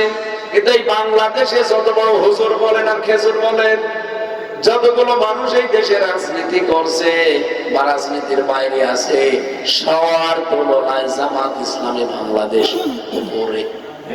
এটাকে আপনাকে স্বীকার করা লাগবে, যদি না করেন এটা আপনার অবিচার করা হবে। শুধু পোশাক আশাক এই মানুষের সব শেষ না। মনে করেন দাড়ির কথা বলে আপনি উল্কা দেন, দাড়ির কথা বলে আপনি তুলনা দেন, যে দাড়ি যদি সব হয়ে যায়, রবীন্দ্রনাথ ঠাকুরকে আপনি কিভাবে মাপবেন? ওর দাড়ি দেখেছেন? বলেন, ওর কত বড় বড় দাড়ি, আমার তো কয়টা, আমার চাইতে ওর দাড়ি মনে হয় 5 ডবল বড়। এরপরে ওর গাড়ির ভোজন আর মোষ, কত বড় বড় মোষ, ওর চোখ বাঁচিল পা পর্যন্ত, দেখেননি? খালি পাগড়ি মাথায় দিলে যদি মানুষ ভালো মানুষ হয়ে যায়, যে লালন কি দেখেছে পাগড়ি? ভালো মানুষ কারে বলে, আমলদার মানুষ কারে বলে আমরা জানি না। অনেকেই মনে করি মসজিদে বসে বসে সুবহানাল্লাহ পড়ছে, এমন হয় বিশাল আমলদার। আমি তো বাংলায় বললাম, আমল মানে কাজ। ও কি কাজ করছে এমন? ওর নিজের কোন কাজ হচ্ছে, পরিবারের কোন কাজ হচ্ছে, সমাজের কোন কাজ হচ্ছে, দেশের কোন কাজ হচ্ছে, আপনি আমলদার করে ফেললেন। বলেন, এত কাজ করা লাগবে। হয় তার নিজের উপকার হবে, ব্যক্তি, পরিবার, সমাজ, রাষ্ট্রের, মানবতার উপকারের জন্য যারা কাজ করে, মনে করেন রাস্তাটা সংস্কার করা লাগবে, এখান থেকে 1.5 কিলোমিটার হেঁটে যাওয়া যায় না, যারা পরিষ্কার পরিচ্ছন্ন করে অন্তত রাস্তাটা ঠিক করে দেয়, তারা কাজ করছে, তারা আমল করছে। এই আমল কারা বাংলাদেশে করে আপনি টের পান না। অনেকেই মনে করে মসজিদে 2টা দরজা লাগিয়ে দিলে বিশাল কাজ করে ফেলেছে আমল। কে বলেছে আপনাকে? মসজিদে টানা কাজ লাগিয়ে দেয়, দরজা লাগিয়ে দেয়। একটা মসজিদে টানা কাজ দিয়ে, দরজা দিয়ে, এসি লাগিয়ে কয়জন মানুষ নামাজ পড়বে? না, খুব বেশি হলো 500। কথা বলে না। কিন্তু এই যে বাক্স ব্রিজ থেকে শুরু করে এই পর্যন্ত যে ভাঙা রাস্তাটা সংস্কারের জন্য যারা উদ্যোগ নেবে, কাজ করবে, এর জন্য যারা চেষ্টা চালাবে, 1000 মসজিদ বানানোর চাইতে এই রাস্তাটা বানানো আল্লাহর কাছে দামি। কেন? কারণ এখানে 1000 500 না, এখানে 1000 লক্ষ লক্ষ মানুষ চলাফেরা করবে। আমাদের দেশের মানুষ আমরা ইসলাম না বোঝার কারণে এরকম উলট পালট কাজ করি। রাস্তার বাজেটের টাকা আত্মসাৎ করে মসজিদে, মাদ্রাসায় দেয়, মনে করে সওয়াব এখানে আরো বেশি হবে। আপনার সওয়াব তো দূরের কথা, গুনাহ হবে। কথা বোঝাতে পেরেছি কিনা বলেন? আমাদের কুষ্টিয়ারে যাই, পাটিকা বাড়ি পাশে ইউনিয়ন, আমাদের আগে যারা দায়িত্বে ছিল আমি শুনেছি, এই মানুষগুলো রাস্তা, ব্রিজ, এই টাকা যা বাজেট হয় সেখান থেকে অর্ধেক টাকা আত্মসাৎ করে নিতে খায়, আর অর্ধেক মনে করেন 100 টাকা আর 50 টাকা খেয়ে ফেলেছে। 25 টাকার রাস্তায় কাজ হয় আর 25 টাকায় মসজিদে, মাদ্রাসায় দেয়। অথচ 100 টাকায় রাস্তায় ব্যয় করার দরকার ছিল, মসজিদে এসি লাগিয়ে দিয়েছেন, মোজাইক পাথর দিয়েছেন, টাইলস দিয়েছেন, 500, 600, 1000 মানুষ নামাজ পড়তো। কিন্তু কুষ্টিয়ার পাটিকা বাড়ি ইউনিয়নে, আইলচারার ইউনিয়নের এই রাস্তাগুলোতে লক্ষ কোটি মানুষ চলাফেরা করত। শুধু কি এই ইউনিয়নের মানুষ চলতো? বলেন, সারা বাংলাদেশের বিভিন্ন জায়গা থেকে যারা এখানে আসতো, এই ইউনিয়ন থেকে ওই ইউনিয়নে যাইতো, এই রাস্তা দিয়ে তারা চলাফেরা করতো। এই জন্য বাংলাদেশ জামাত ইসলামী দেখবেন এই যে পরিষ্কার পরিচ্ছন্নতা, রাস্তাঘাট, ব্রিজ, চেষ্টা করে তারা যতটুকু পারে এটা সংস্কার করে চলাফেরা করার জন্য একটা যতটুকু পারা যায় চেষ্টা করছে। এটা এমনি না। কোরআন থেকে তাদের কর্মসূচি গুলো সব একটা একটা করে নেওয়া আমি দেখেছি। নবীজি নিজে জামাইকে পর্যন্ত বললেন এখানে শুয়ে থাকো। হযরতে আলী একবারের জন্য তিনি বিশ্রাম দেননি, তিনি শুয়ে পড়লেন। ওরা যখন এসেছে সকালবেলা ডাক দিয়ে বলে, মোহাম্মদ উঠে পড়ো, তোমার জীবনের শেষ দিন। নবীজি তো নেই, হযরতে আলী সব শুনতে পাচ্ছে। চিন্তা করছে কি করি এখন, এদের সাথে একটু ধস্তাধস্তি করা লাগবে। ওরা চাদর টানাটানি করে। একজন বলে, এভাবে টানাটানি করে লাভ নেই, দাও, কোপ দিয়ে দাও, তরবারি দিয়ে। আর একজন বলছে, না, একটু দেখেই মারি, মারা যখন লাগবে তো দেখে মারি। একজন আর একজনকে কথা বলতে বলতে যারা টানে, একজন, দুইজন, পাঁচজন, সাতজন, 22 জন একাধারে টানাটানি করে, কিন্তু চাদর খুলতে পারে না। হযরতে আলী পরবর্তীতে জানিয়েছেন, ওই 22 জন না, তামাম দুনিয়ার সব মানুষ যদি আমার ওই দিন চাদর ধরে টান দিত, আমি যদি ইচ্ছা করে চাদর ছেড়ে না দিতাম, তামাম দুনিয়ার মানুষ টানলেও ছিঁড়তে পারতো না। আমি খালি ধস্তাধস্তি করছি। আমার মনের ভেতরে ধারণা, আমি যত এদেরকে এখানে আটকিয়ে রাখতে পারবো, আমার নবী মদিনার দিকে 2 পা হলেও এগিয়ে যাবে। বাংলার মুসলমানেরা আজ কিন্তু 1500 বছর পরে সেই সময় এসেছে। আমার মনে হয় যে নবীজির ইসলামকে রাষ্ট্রে প্রতিষ্ঠার জন্য যারা বাধা হয়ে দাঁড়াবে, এরকম 22 জনের মতো, যে কোনো ভাবে ধস্তাধস্তি করে হোক, কথা বার্গেনিং করে হোক, তাদের আটকিয়ে রাখা লাগবে। মনে মনে চাইবেন আল্লাহর ইসলাম এদেশে 2 কদম এগিয়ে যায়। সবাই কথার অর্থ বুঝবেন না, যারা বোঝার আমার মনে হয় বুঝে ফেলেছেন। এক কথা বুঝেন? হযরতে আলী বলেন, আমি ঠিক অনেকক্ষণ ধস্তাধস্তি করে ছেড়ে দিলাম, কারণ মনের ভেতরে ধারণা, ওরা যদি আন্দাজে কোপ দিয়ে দেয় আমি মরে যাবো, আর আমি মারা যাওয়ার পরে ওরা দৌড় দেবে। কিন্তু আলী সকালবেলা ওদেরকে আমানত গুলো যার যার নাম লেখা ছিল পোটলা গুলো পৌঁছিয়ে দিলাম। যেই নবী আলামিন নামের কলঙ্ক হয়ে যেতে পারে, এই জন্য নিজের জামাইকে কাফেরদের দরবারের নিচে শুইয়ে রেখেছে, তাও আমানতের দায়িত্ব পালন করেছে। আর সেই নবীর উম্মত আমরা যত বড় হই, আমানত আত্মসাৎ করার জম হই। এদেশে কিচ্ছু লাগবে না, শুধু আমানত গুলো যা রাষ্ট্রের বাজেট আসে, এগুলো যদি সত্যি এই 1628 জন মানুষ সঠিক ভাবে ব্যয় করতে পারে, পৌঁছিয়ে দিতে পারে, আল্লাহর কসমে দেশের মানুষের অভাব থাকবে না। খালি পক্ষপাতিত্ব বন্ধ করা লাগবে। যেখানে যেটা বাজেট হয় ওইটা ওইভাবে আমানত মনে করে পৌঁছিয়ে দেওয়া লাগবে, ওই পরিমাণ কাজ হওয়া লাগবে। আর আমি জানি ইসলাম আসলে এটা হবে। এক কথা বলেন, আপনাদের এই রাস্তার বাজেট হয়েছিল, কিন্তু রাস্তা হয়নি কেন? এটা তো 100 টাকা বাজেট ছিল, 100 টাকায় খরচ হলে ওটা 100 বছর যাওয়ার কথা। সিঙ্গাপুরের রাস্তায় মনে করেন 100 টাকা বাজেট হয়, 100 টাকায় খরচ হয়। এই জন্য রাস্তা বানায় 100 বছরের জন্য। সিঙ্গাপুরে আমি নিজে যেয়ে দেখেছি, রাস্তায় 120 বছর চলে যাবে, কিছু হবে না। টার্গেট দিয়েছিল মাত্র 100 বছর, চলে যাচ্ছে কত বছর? এই কথা বলে না।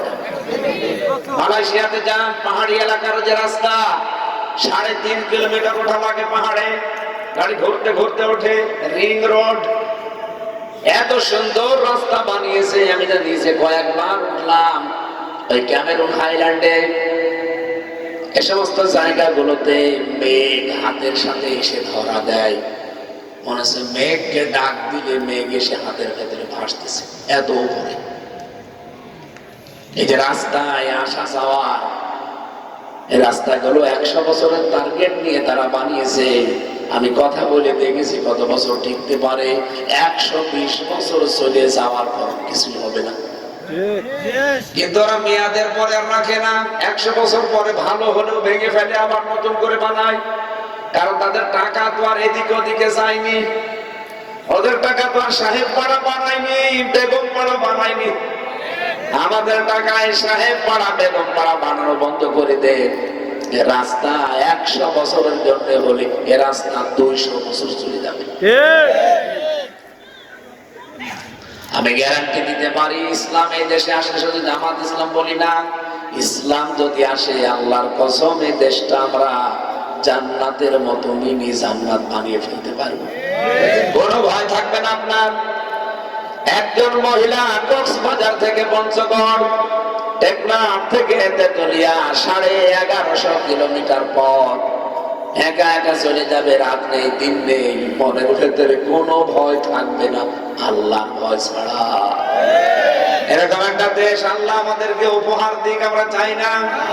এটা শুধু বসে বসে হো হো করলে হবে না। এইটার জন্যই তো কথা বলা হয়। তখন আপনি রাজনীতি মনে করেন কেন জানি, কারণ আপনার তো মারিং কাটিং বন্ধ হয়ে যাবে, রাস্তার বাজেট হবে বারবার, আর আপনি খাবেন। এটা তো করতে পারবেন না। আমি কি বেশি বলে ফেলবো? না, ঠিক আছে। নবীজি মুহাম্মদ রাসূলুল্লাহকে আমানতদার হিসাবে নিজেদের নেতার কাছে টাকা রাখে না, টাকা রেখে যায় নবীজির কাছে। এই আমানতদার মানুষটা যখন কোরআন পেলেন হাতে, যখন বললেন লা ইলাহা ইল্লাল্লাহ তুফলিহুন, বলো লা ইলাহা ইল্লাল্লাহ, সফল হয়ে যাবে, তখনই তার যে জনপ্রিয়তা ছিল আকাশচুম্বী, এটা ধস নেমে গেল। এখন যে মানুষগুলো এতদিন আলামিন বলেছে, সাদিক বলেছে, সত্যবাদী আমানতদার, তারা এখন বলছে পাগল। ঠিক, এই কথা বলে দেখেন। ঠিক। তারা এখন বলছে জাদুকর, তারা বলছে কবি, গণক, এমনকি মিথ্যাবাদী পর্যন্ত বলেছে। এতদিন যারা আমানতদার বললো, তারা আজকে যে গণক বলছে, পাগল বলছে, কি এমনি? না, বলেন বলেন। ওদের স্বার্থে আঘাত লেগেছে। এই কারণে ঠিক। আমির হামজাকে 32 বছর পর্যন্ত কিছুই বলে নাই। যখনই বাংলাদেশ জামাত ইসলামে নমিনেশন দিয়েছে, এই দিন থেকে যা আরম্ভ হয়েছে, এই 32 বছরও হয়নি। ঠিক। আমির হামজা তো আগের ছিল, তখন তো কিছু বললেন না। তখন তো একটা কথা, আমার কত ভিডিও অডিও রেকর্ড হয়ে আছে, সেগুলো তো কোনোদিন ছাড়েননি। এখন যারা পান থেকে চুন খসলে পেপার পত্রিকা করে দেন, কাটছাট করে ভিডিও গুলো ছাড়েন, আপনার উদ্দেশ্য জাতি বুঝে ফেলেছে। ঠিক। আমি দেওয়ালে পোস্টার লাগালে আমার দোষ, আর আপনি দেওয়ালে পোস্টার না কি লাগিয়েছেন? পুলিশ বক্স ভরে ফেলেছে। একটা বলছেন এখানে। আমি মোটর সাইকেল র্যালি করলে নাকি শহরে যানজট বাঁধে, আর আপনি করলে যানজট ছুটে যায়। এগুলো পাগলামি ছাড়া কি? আমার মনে হচ্ছে এগুলো আবু জেহেলের চাইতেও খারাপ হয়ে গেছে। পাগলা কুত্তায় কামড় দিলে তাও তো 14টা ইনজেকশন দিলে ভালো হয়। এখন 5টা। হ্যাঁ? এখন 5টা। 5টা ইনজেকশন নাভিতে দিত আগে, ছোটবেলা আমার একবার দিয়েছিল 14টা। এই নাভির চারিদিকে ঘুরে ঘুরে 14টা ইনজেকশন দিয়ে কুত্তায় কামড় দিয়েছে, পাগলা কুত্তায়। আমার মনে হচ্ছে এখন যারা এভাবে করছে, আপনাদের এই যে বলল না আব্দুল কুদ্দুস, ওদের এই 5টা ইনজেকশন দেওয়া দরকার জায়গা মতো। তাছাড়া এই পাগলামি এদের ভালো হবে না। আপনি চিন্তা করেন তো, সেই লোকটা এত জনপ্রিয়, ধস নেমে গেল একেবারে নিম্নে। কাফেররা তখন বলা বলে আরম্ভ করলো যে মুহাম্মদ শেষ, ওর জীবন ক্ষতিগ্রস্ত। কি ছিল আর কি হয়ে গেল? আল্লাহ রাব্বুল আলামিন তখন এই আয়াত নাযিল করলেন। রাব্বুল আলামিন নাযিল করে জানালেন, ওয়াল আসরি ইন্নাল ইনসানা লাফি খুসর। আসরের নামাজের কসম, সময়ের কসম, ইতিহাসের কসম। এখানে আসর শব্দের তাফসীর হয় 3টা। আমরা সবাই জানি আসর মানে আসরের একটা সময় আছে না? আছে। কথা বলেন না। আছে। যে সময় মানুষ আসরের নামাজ পড়ে, আমরা সবাই জানি আসর মানে জীবনের শেষ বেলা, একেবারে বেলা শেষ। এরপরে কিন্তু আর বেশি সময় সূর্য থাকে না। তার মানে মানুষকে আল্লাহ বোঝাতে চায়, মানুষ তোমারও জীবনে আসরে এসে গেছে, সময় আর বেশি নেই। জীবিত মানুষদেরকে আল্লাহ যত সম্পদ দিয়েছেন দুনিয়ায়, এদিকে তাকান, জীবিত মানুষদেরকে আল্লাহ যত সম্পদ দিয়েছেন দুনিয়ায়, সে নারী হোক আর পুরুষ হোক, সবচাইতে দামি সম্পদের নাম হচ্ছে সময়। ঠিক হায়াত, হায়াত আছে এজন্য হামজা এখানে বসে আছে, ঠিক হায়াত আছে এজন্য খায়রুল এখানে বসে আছে। হায়াত না থাকলেও কিসের বিশেষ অতিথি আর কিসের প্রধান বক্তা রাখতেন এখানে? বলেন বলেন। তাহলে আমার দাম এই জন্য যে আমার হায়াত আছে, আমি এখনো মরি নাই। মৃত হয়ে গেলে আমাকে এখানে বসতেও দিত না, রাখতেও না, দিয়ে দিত মাটির নিচে। তাহলে জীবিত মানুষদেরকে পৃথিবীতে আল্লাহ যা দিয়েছেন সবচাইতে দামি সম্পদের নাম বলেন তো, আর একবার বলেন তো। এত দামি সম্পদ এই হায়াত। আমার মনে হয় এখন যদি কাউকে এখানে বলা হয় যে 20,000 টাকা দেব, তোমার হায়াত যা আছে সেখান থেকে 2 বছর দিয়ে দাও, অপরাধী হবে না একটা গরিব মানুষ তাও বলবে না। আপনি মনে করেন 2035 সাল পর্যন্ত বাঁচতেন, 2033 সালে আপনি মরে যাবেন, ওই 2 বছরের হায়াত আপনি আমার দিয়ে দেন, 10,000 টাকা দেব, কেউ রাজি হবে না না না? হয়েছে একজন রাজি হয়েছে, হযরত আদম আলাইহিস সালাম। উনি ওনার সন্তান হযরত ইদ্রিস নবীকে জীবনের হায়াত থেকে 60 বছর দিয়ে দিয়েছিলেন। উনি হায়াত পেয়েছিলেন 1000 বছর, আর হযরত ইদ্রিস হায়াত পেয়েছে মাত্র 40 বছর। আল্লাহ রাব্বুল আলামিন হযরত আদমকে হায়াতের তালিকা দেখিয়েছিলেন যে এই তোমার সন্তান, এই তোমার সন্তান, এই হায়াত দিলাম। উনি হায়াত দেখতে দেখতে ইদ্রিস নবীর দিকে তাকিয়ে দেখলেন মাত্র 40 বছর। আল্লাহ এ কি আমার 1000 বছর আর আমার সন্তানের ওর হায়াত লিখে ফেলেছি, ও আর কম বেশি করা যাবে না। হযরত আদম ওই দিন বলেছিলেন, মাবুদ আমার হায়াত থেকে আমি আমার সন্তানকে 60 বছর দিয়ে দিলাম, আমার ছেলেটাকে তুমি 100 বছর বাঁচিয়ে রাখো। হযরত ইদ্রিস নবী 100 বছরের দুনিয়ায় বেঁচে ছিলেন, কিন্তু আশ্চর্যের বিষয় হযরত আদমের আর পরবর্তীতে মনে নেই। কারণ আদম সন্তান নাম হচ্ছে নিসিয়ান থেকে, এটা ইনসান, নিসিয়ান থেকে মানুষ ভুলে যায়, এই জন্য মানুষের নাম মানুষ, নাস ইনসান। ঠিক আজরাইল ফেরেশতা চলে এসেছে 960 বছর, 40 বছর পর উনি 60 বছর দিয়েছে। নির্ধারিত হায়াত শেষ হলে ফেরেশতা এসে যায়। ফেরেশতা এসে বলছে আপনার তো যাওয়া লাগবে। উনি বলছে না, আমার হায়াত 1000 বছর, আমি যাব না। যাবেন না মানে? আপনি তো আপনার ছেলে ইদ্রিসকে 60 বছর দিয়ে দিয়েছেন। উনি বলছে না, আমি দেইনি। হযরতে আজরাইল আল্লাহর কাছে বলে, রব্বুল আলামিন এ কার কাছে পাঠালেন? এ নিজের হায়াত নিজের ছেলেকে দিয়ে এখন অস্বীকার করে যেতে চাই না। আল্লাহ পাক বলেন আমি জানিও ভুলে যাবে।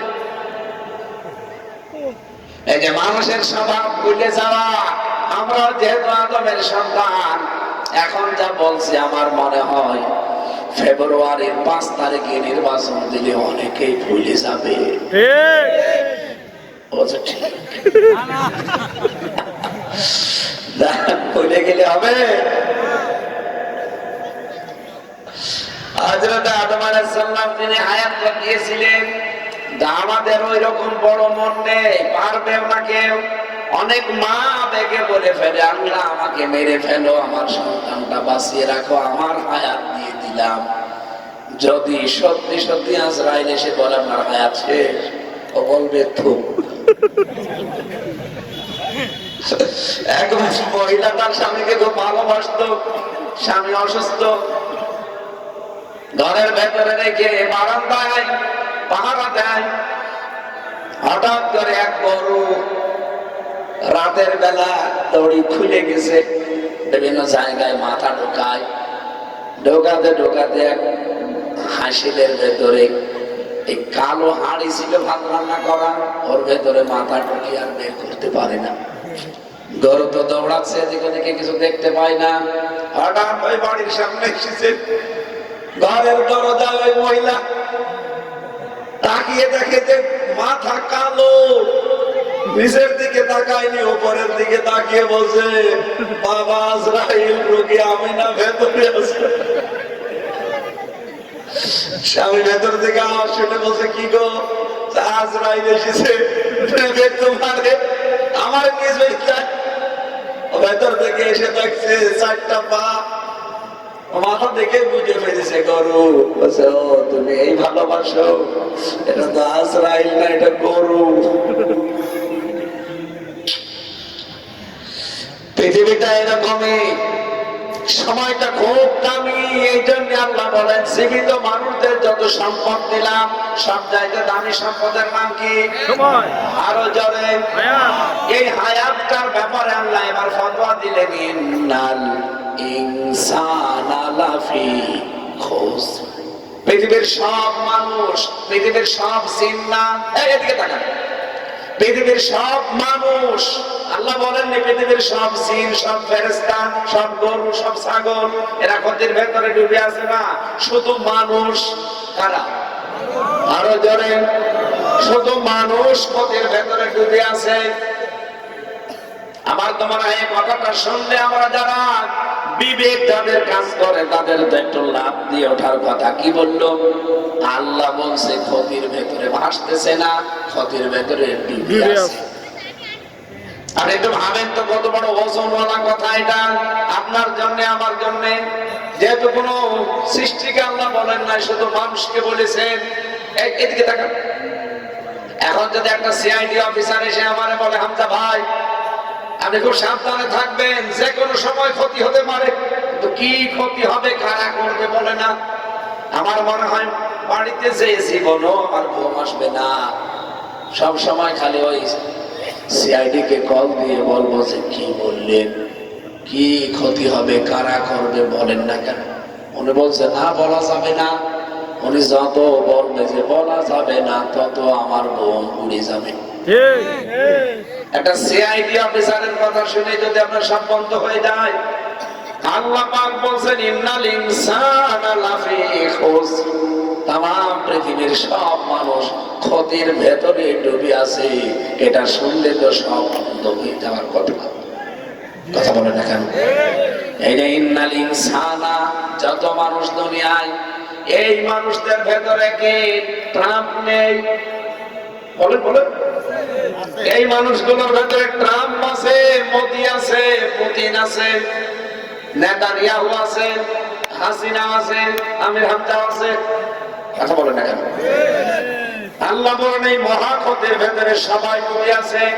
এখন এই ক্ষতি থেকে, ডুবন্ত অবস্থা থেকে তোমাকে উপরে উঠতে হবে। রবিন সাহেব মনে করেন নদীর ভেতরে, পানির ভেতরে সর্বোচ্চ ডুব দিয়ে 1 মিনিট লাগতে পারে।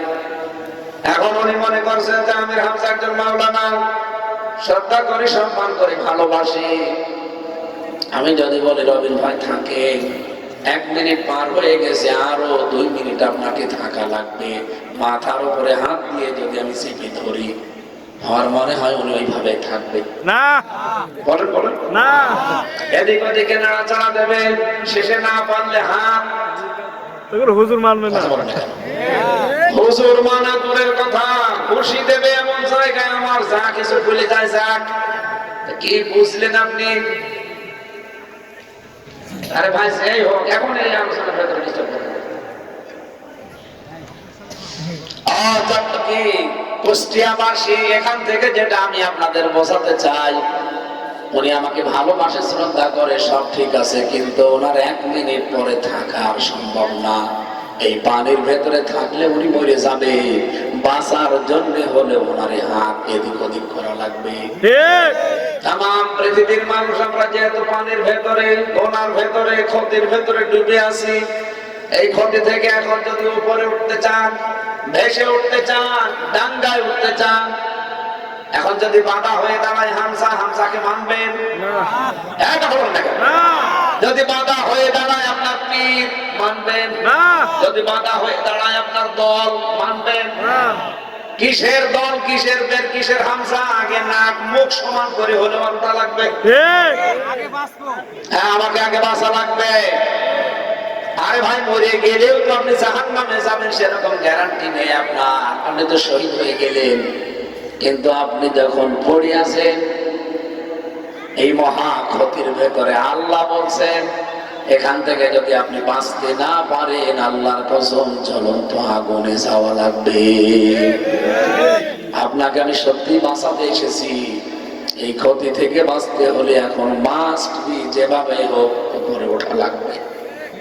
এর উপরে উঠতে হলে দল যদি বাঁধা হয় দলের মুখে ঝাঁটা, পীর যদি বাঁধা হয় পীরের মুখে ঝাঁটা, যদি হামজা বাঁধা হয় হামজাকেও, এক কথা বলেন না কেন? যদি আমার স্ত্রী বাঁধা হয় স্ত্রীকে। আল্লাহ শব্দটা চয়ন করেছেন দেখেছেন খসরুন। খসরুন মানে ক্ষতি, শুধু খসরুন মানে ক্ষতি না, লোকসান মানে ক্ষতি। কিন্তু খসরুন এমন ক্ষতি যে ক্ষতির পুঁজিও নেই লাভও নেই, এমন ক্ষতিকে খসরুন বলে। আমি ব্যবসা করেছিলাম 50,000 টাকা দিয়ে, 1 মাস পরে দেখি আমার লাভ হয়নি কিন্তু আমার আসল পুঁজি আছে, এর নাম লোকসান। তো ব্যবসা করতে গিয়ে দেখি আমার আসলও নেই পুঁজিও নেই, এটার নাম খসরুন। আশ্চর্যের বিষয় বাংলাদেশে আমরা লাভকে ক্ষতি মনে করি আর ক্ষতিকে লাভ মনে করি। ঠিক কি কথা বোঝেন আমার? ঠিক এরবিন ভাই মনে করেন ম্যাট্রিক পরীক্ষা দিতে গেছে, ম্যাট্রিক পরীক্ষা দিতে গিয়ে কিছুই লেখে নাই, শুধুমাত্র নাম লিখেছে আর রোল নাম্বার। সাদা খাতা জমা দিয়ে চলে যাচ্ছে। হেড স্যার বলছে কই কিছুই তো লেখনি।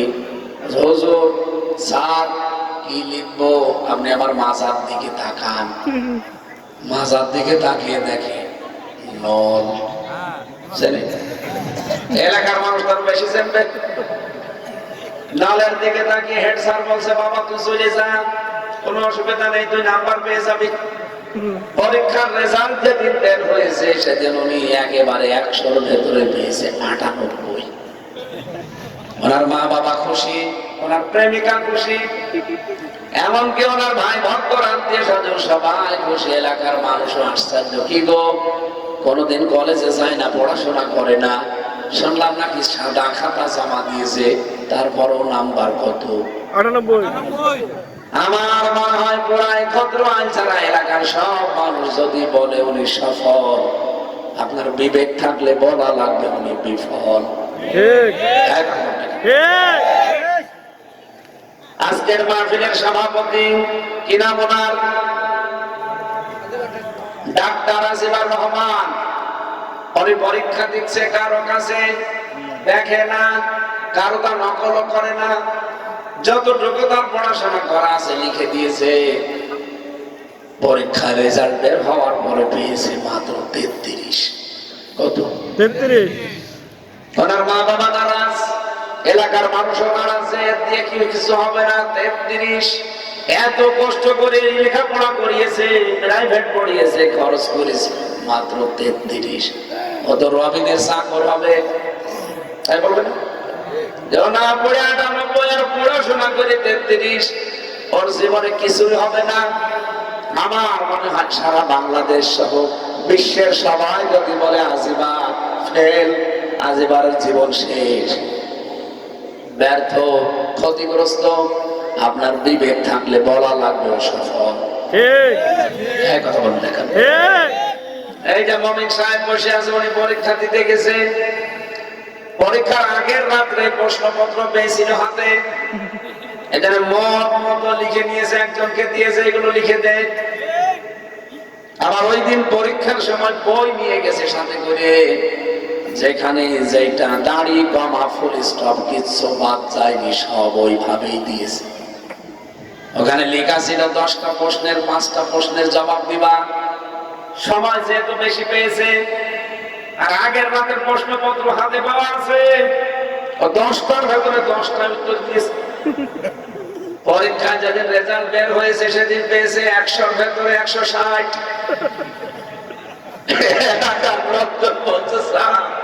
ও যত ভালো ছাত্র হোক, ওনা 100-র ভেতরে 99 পাবে না, 100 পাবে। 160 পায় কি করে? স্যার বলছে ও ছেলে পায়, আমি করবো কি? কারণ এই লেখা তো ওর না, কারণ ওর লেখা তো আমি চিনি, ও তো আগের রাতে লেখা। এমনকি আমি চেয়েছি যে 10টার ভেতরে 5টা প্রশ্নের উত্তর দিতে, ও এমন ভাবে টাইপ করেছে একেবারে দাঁড়ি কমা ফুল স্টপ কিছু বাদ নেই। আমি যে কাটাকাটি করবো সে ক্ষমতা আমার নেই। আমি নাম্বার দিতে দিতে দেখি 160। বলেন তো তামাম পৃথিবী যদি বলে মুমিন সফল, বিবেক থাকলে আপনাকে বলা লাগবে বিফল। হ্যাঁ বলেন, মুমিনকে দিয়ে রবিনকে দিয়ে কোন চেয়ারে যদি বসানো চেয়ার পর্যন্ত নষ্ট হয়ে যাবে, কিন্তু আজিবার সাহেবকে চেয়ারে বসালে চেয়ারের মান ঠিক থাকবে। তো নাম্বার কত? আর ওইটা লাভকে আমরা ক্ষতি মনে করছি আর ক্ষতিকে লাভ মনে করছি। আল্লাহ রাব্বুল আলামিন এমন সুন্দর উদাহরণ মিলিয়েছেন এখানে। তাম পৃথিবীতে এখন 710 কোটি মানুষ, মাত্র 175 কোটি আমরা ঈমান এনেছি, আর বাকি যা আছে সব ওই ডোনাল্ড ট্রাম্প সহ বেঈমান। আল্লাহর ভাষায় যত মানুষ আছে দুনিয়ায় 175 কোটি বাদ দিয়ে 535 কোটি মানুষ সব ক্ষতিগ্রস্ত। বলেন না কেন? আপনি যাতে এখন ট্রাম্পকে যে বলেন তুমি কিন্তু ক্ষতিগ্রস্ত, তোমার জীবন ব্যর্থ, না বলো কি বলিস? আমার এই আঙ্গুলের হেলানিতে তামাম পৃথিবী ওঠে আর বসে, 257টা দেশ দুনিয়ায় সব আমার কথায় বসে ওঠে, আর আমি ব্যর্থ মানে? অথচ আল্লাহ বলছে ব্যর্থ, ক্ষতিগ্রস্ত। আমাদের দৃষ্টিতেও বুশ কি মোদি, হাসিনা, ওবায়দুল কাদের সব ক্ষতিগ্রস্ত। এবার বলতে পারেন এই পরের দুইটার নাম বললেন কেন? কেন বলিস? এবার তাকান, আল্লাহ বলেন এই মহা ক্ষতি থেকে কেউ যদি বাঁচতে চায় তার 4টা ফর্মুলায় কাজ করা লাগবে। ইল্লাল্লাযীনা আমানু ওয়া আমিলুস সালিহাত, তাকে ঈমান আনা লাগবে আল্লাহর প্রতি এবং ভালো ভালো কাজে আঞ্জাম দেওয়া লাগবে। হকের দাওয়াত দেওয়া লাগবে মানুষকে। হকের দাওয়াত দিতে গেলে বাধা আসে, এই বাধায় তারে ধৈর্য ধারণ করে টিকে থাকা লাগবে। প্রথমে সফল হওয়ার জন্য ক্ষতি থেকে বাঁচতে হলে যে ফর্মুলাটা কাজে লাগানো লাগবে সেটার নাম হচ্ছে ঈমান আনা। কার প্রতি? আল্লাহ। আমরা এখানে প্রশ্ন আসতে পারি ঈমান তো আল্লাহর প্রতি আমার আছে না? কেউ যদি বলে আমানতু বিল্লাহ, আমি ঈমান এনেছি আল্লাহর প্রতি, এই কথার সাথে 4টা কথা জড়িয়ে থাকে। 1 নম্বরে আমি ঈমান এনেছি এই কথা বললে 4টা কথা মেনে নেওয়া ওয়াজিব হয়ে যায়। 1 নম্বরে আল্লাহর অস্তিত্ব স্বীকার করা লাগবে, মানা লাগবে। 2 নম্বরে আল্লাহর গুণাবলী মানা লাগবে। 3 নম্বরে আল্লাহর আইন মানা লাগবে। 4 নম্বরে আল্লাহর ক্ষমতা মানা লাগবে, বিশ্বাস করা লাগবে। তাহলে আমি ঈমান এনেছি এই মহা ক্ষতি থেকে বাঁচার জন্য, এই কথার সাথে কয়টা কথা সম্পর্কিত? আরো জোরে। আল্লাহ একজন আছে, এই বিশ্বাস আমাদের আছে না? অবশ্যই। তাহলে আমরা বেঁচে গেলাম। এখনো কয়টা বাকি আছে? 3টা। 2 নম্বরে আল্লাহর গুণাবলী আমরা বিশ্বাস করি না করি না? করি। কি বিশ্বাস করলাম? আল্লাহর গুণাবলী আছে 5000, 99টা আমরা জানি অনেকে। আল্লাহর গুণবাচক নাম 5000 আছে তাফসীরে। এই 5000 নাম, প্রতিটি নামের কার্যকারিতা আছে। উনি শুধু নামগুলো নিয়েই বসে নেই, নামগুলোর কার্যকারিতা ওনার আছে। উনি যে নাম নিয়েছেন খালেক, এই জন্য তিনি সৃষ্টি করেন। উনি যে নাম নিয়েছেন রাজ্জাক, এই জন্যই তিনি রিজিকের দায়িত্ব নিয়েছেন। রাজ্জাক মানে রিজিক দাতা।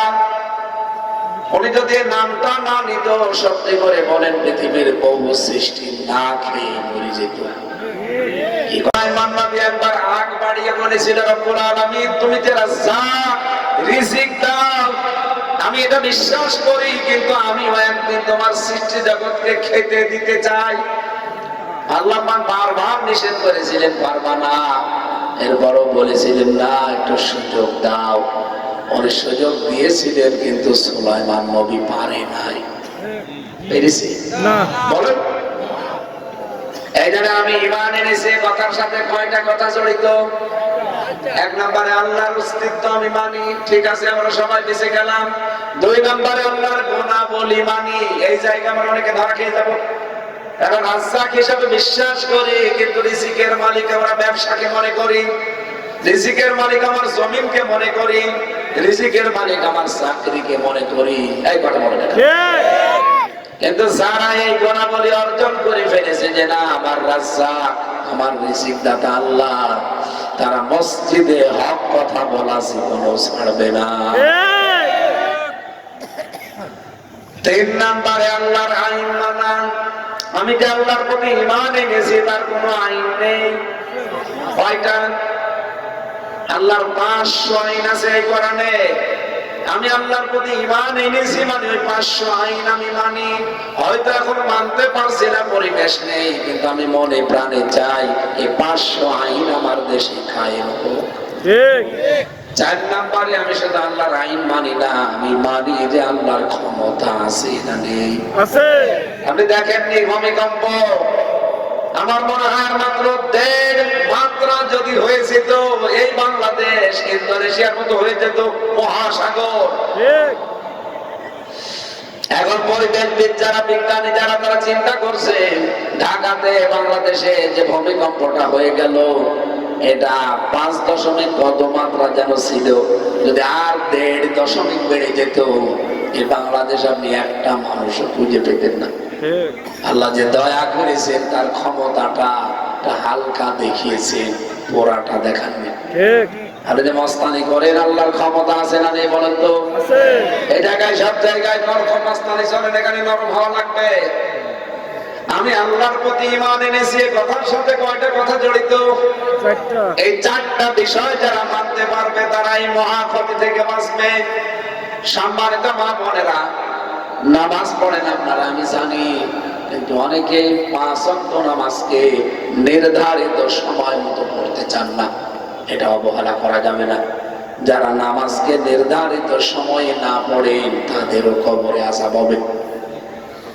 আল্লাহর এক বান্দী মারা গেছে, তার ভাই কবরে দিয়েছে। কবরে ঢোকানোর সময় একটা কাগজ পড়ে দেয় কবরে। বাড়িতে আসার পরে দেখে কাগজ নেই। মনে মনে ভাবতেছে কাগজ পড়লো কোথায়? স্মরণ এসেছে কাগজ তো কবরে পড়ে যাওয়ার কথা। ওই রাতের বেলায় গেছে দৌড় দিয়ে, কবর খুঁড়িয়ে দেখে তার বোন কাপড়ের কাপড়গুলো টেনে টেনে ছিঁড়ছে। ডাক দিয়ে বলে, মা, বোনকে অবস্থায় দেখলাম, আমার বোন কোন হারাম কাজে লিপ্ত ছিল। মা বলে না, আমার মেয়ে পর্দাশীল, আমার মেয়ে নামাজি, রোজাদার, কিন্তু একটা বিষয় দেখতাম, ও নামাজে একটু উদাসীন। জোহরের নামাজ পড়ে আসরের সময়, আসরেরটা মাগরিবের সময়। আমার মনে হয় আল্লাহর বিধানে গুরুত্ব না দেওয়ার কারণে এই শাস্তি কবরটা হচ্ছে। নামাজ পড়তো শুধু সময়ের নামাজ সময়ে পড়তো না, এই জন্য যদি তার কবরে শাস্তি হয়। এখানে যে আল্লাহর ওলি মহিলাগুলো বসে আছে নামাজই পড়ে না, তাদের তো কবরে কিছুই হবে না। হ্যাঁ, হবে আরো বেশি মেয়েরা যারা এসেছেন নামাজটা গুরুত্বপূর্ণ, নির্ধারিত সময়ে পড়বেন। রমজান আসলে রোজা রাখা এটা তো আপনাদের বলা লাগে না, সবাই প্রায় কম বেশি রাখে। 3 নম্বরে নিজের শরীরকে হেফাজতে রাখার চেষ্টা করা লাগবে। যৌবন এসেছে তাই বলে একেবারে স্রোতে গা ভাসিয়ে দেবেন না। এই যৌবন কিন্তু একদিন থাকবে না। রং ধরা যৌবন জং ধরে শেষ। এমন একদিন আসবে আপনার দিকে কুকুর তাকাবে না। এজন্য রূপ যৌবন আল্লাহ যা দিয়েছে এটা অবশ্যই আমানত, এটা হেফাজত করে রাখার দায়িত্ব আপনার। বহু মানুষ এটা কন্ট্রোল করতে পারে না, এগুলো সব ভাসিয়ে দেয়, শেষে আফসোস করে। স্বামী বাইরে গেলে অন্যের সাথে পরকিয়া করে শেষে আফসোস হয়। কাজ একটা ঘটে গেলে তখন আর উঠে আসে না। 4 নম্বরে স্বামী যাদের আছে, যাদের নেই তাদের বাদ, যাদের আছে এইটা হয় আপনার জান্নাত, নয় আপনার জন্য জাহান্নাম। তাদের জায়েজ হুকুমগুলো মেনে খেদমতের মাধ্যমে আপনি জান্নাতের সুউচ্চ মাকাম অর্জন করবেন। খাদিজা রাদিয়াল্লাহু তাআলা আনহাকে আল্লাহ জান্নাত দিয়েছেন দুইটা কারণে। এক নম্বরে তার ঈমানের, দুই নম্বরে স্বামীর খেদমতের কারণে। ঠিক। আল্লাহ মা বোনদের যারা এখানে বসে আছেন, বহু মা বোনের স্বামী বিদেশের মাটিতে আছে, হাড় ভাঙা পরিশ্রম করে টাকা পয়সা গুলো পাঠায় আপনার শান্তি সুখের জন্য, আর আপনি এদিকে টাকা পয়সা গুলো অবৈধ কাজে ব্যয় করেন, নষ্ট করেন। তার কাছে জবাব দেবেন কি?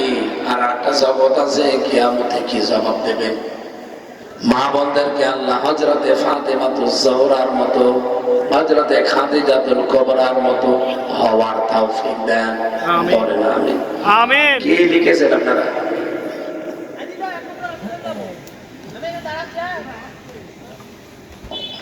রাতের অন্ধকারে বাক্স কিভাবে ভরলো, একটা লোক 100 ভোট কিভাবে দিল, কি লিখেছে?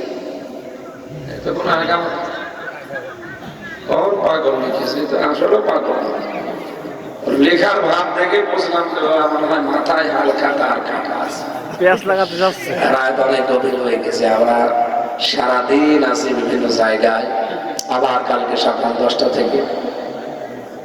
আপনারা টাকা পয়সা যারা এনেছে অনেক তো চলে গেছে, একটু তাড়াতাড়ি জি।